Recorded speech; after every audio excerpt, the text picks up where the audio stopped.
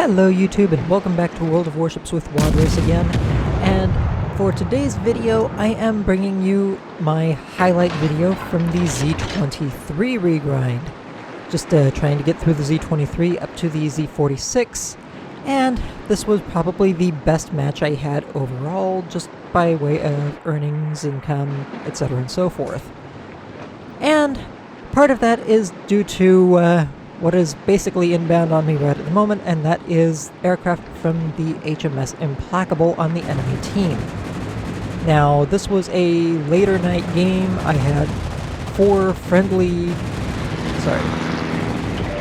other players who were on the team with me, and overall just basically kind of, I guess I could say the norm for co-op matches as it is, and just trying to do my best to get the best earnings I could get overall.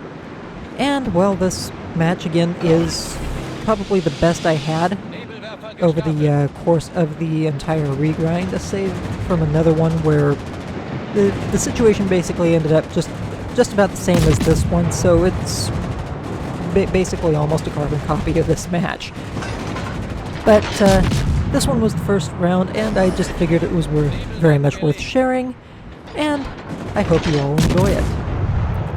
Now, for those of you who have been kind of missing me, I do hope to get back into some of more recent occurrences with the game. For example, I know that this new patch has the Italian cruisers coming out in early access, and I do have a couple of those missions. I am still working my way through them to unlock them, and I can guarantee that as soon as I have gotten the first three unlocked, you will definitely be seeing videos from me on them, especially once I've kind of gotten the feel for them. As far as everything else goes, there really aren't too many other changes. I mean, sure, the Italian event does bring along another new set of 4 directives for the Italian cruisers event, and of course we also have the Halloween event, which is coming back around, and well, I kind of think that one's just kind of old hat, so I might do a replay of it somewhere along the way, especially since I think my ones from last year really weren't exactly the greatest quality videos. But overall, if I do get back to them, it will not be right away. I would rather focus on the Italian cruisers and the new content before I go back over basically something that's already been done numerous times before. Of the varying options that the update has brought along, I'm definitely looking forward to trying to play with the Italian cruisers, see how they fit my overall playstyle, and just trying to play them out a little bit from my own perspective. In other news, there are some things that I have heard about. For example, I've heard about the Blackships for the whole Black Friday thing coming up at the end of November, and that is something that I've got some mixed feelings about some of the ships, whereas others I am definitely looking forward to, though some of them probably aren't exactly the same ones that the rest of you would be getting excited over. For example, one of the ships that I am actually interested in seeing is the Graf Zeppelin with the black skin. Now, I know that there are a number of people who strongly dislike the Graf Zeppelin, but personally, I think it's actually one of the more fun of the Tier 8 aircraft carriers as long as she is played right. In fact, with her very strong secondary build, I can definitely say she is very capable.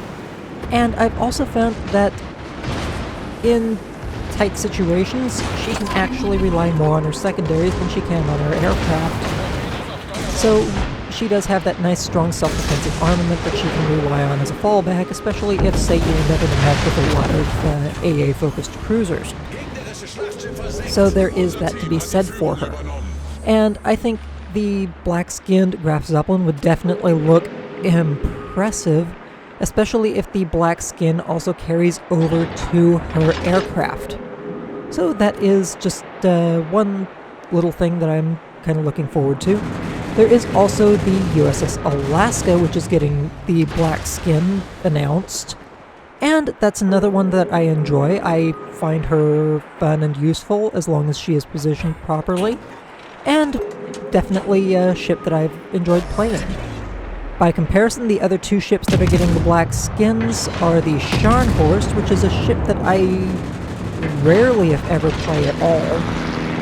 And the other one is, I think it's the Sims, which I've only ever really used that in one of the scenarios, and that was the Operation Dunkirk scenario. So, needless to say, the two camouflages that, from what I understand, some people are not really happy about are the ones that I'm happiest to see. So, and one of the other things is there have been a couple of people who have gone on saying that last year, well, why the graphs up? Well, last year we had two battleships. I think last year the problem with them not putting out a black skin for an aircraft carrier was the fact that the aircraft carriers were still undergoing rework, and they were not wanting to sell any of the premium aircraft carriers. And in that regard, instead of having an aircraft carrier that was black-skinned, what they did was they simply substituted a battleship. So that's why we ended up with the Tirpitz B and the Massachusetts B last year instead of the Massachusetts or Tirpitz and an aircraft carrier B. As far as last year's black skin camos go, the ships that I most enjoy from the black skin perspective, granted it's the only one that I have of that particular ship, is the Massachusetts B. And, well, I will say that primarily because the Atago is a nice ship, but it's not one of my go-to cruisers. The Asashio is extremely... It's not my cup of tea, so to speak, especially since its torpedoes can only damage battleships and aircraft carriers. So I I do not get along well with that ship, to be perfectly honest. And, well, even though I have it, it just sits in my port and really doesn't do much of anything. And the Tirpitz B, while it is a nice, snazzy-looking camo, what I actually like is the Norwegian, or the Norway, the Fjords camo on the Graf Zeppelin. I just think it's a much sharper, much more interesting-looking camouflage, and I enjoy playing with it. So, of last year's black camouflage ships, the only one that I've really gotten any enjoyment out of at all has been the Massachusetts B. And I'm sure some of you have found differently. That's just my... That kind of just falls down to your mileage may vary. But anyway, that's just a couple of the things that I've heard about coming up, and they do look like they might be a little bit interesting. And I'm definitely looking forward to playing with the Alaska B and the Tirpitz B because, well, I think it'll just give interesting new camos to ships that I personally enjoy very much. And I think we need to see that again.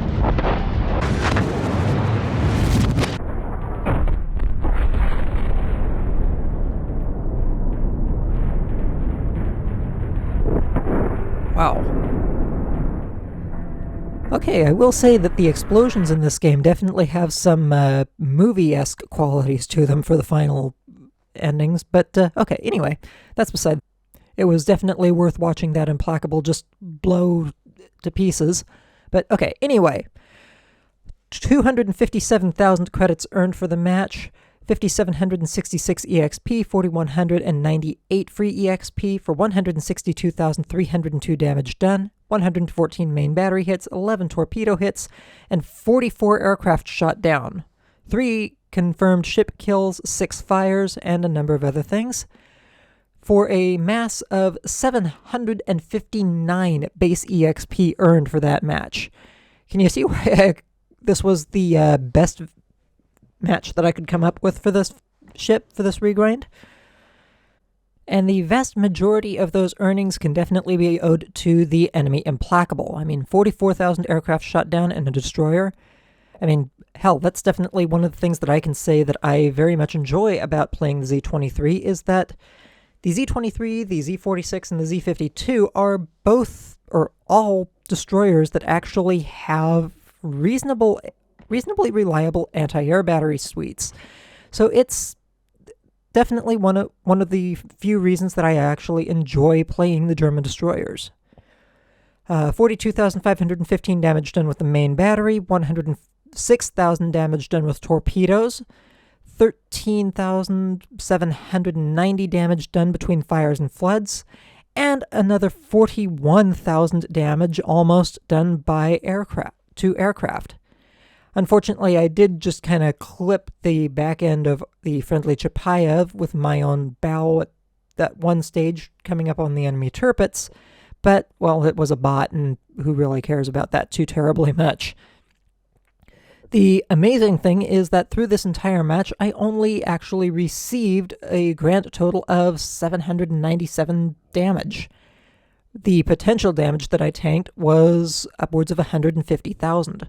Now, granted, I didn't really spend a whole lot of time really in the crosshairs of too many enemy ships, aside from the enemy Implacable. But other than that, I mean, I really just didn't have too much that was actually shooting at me. For final tally, 155,711 credits earned net for the match.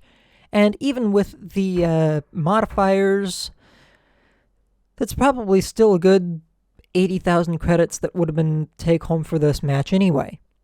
And of course, the commander earns 18,273 EXP for the match as well.